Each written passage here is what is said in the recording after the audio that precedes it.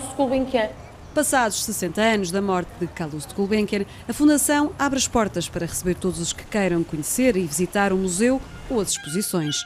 No final da tarde houve um concerto nos Jardins que celebrou o percurso da vida do fundador.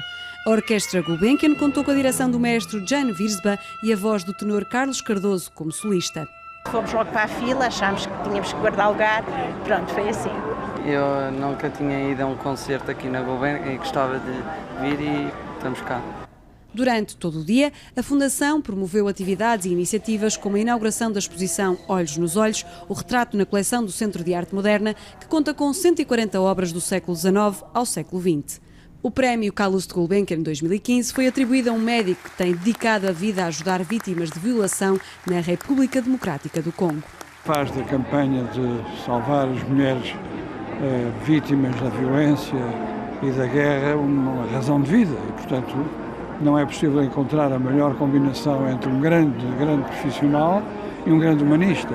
En République démocratique du Congo et dans la majorité des conflits de par le monde, le viol est utilisé comme une arme de guerre et même plutôt une stratégie de guerre.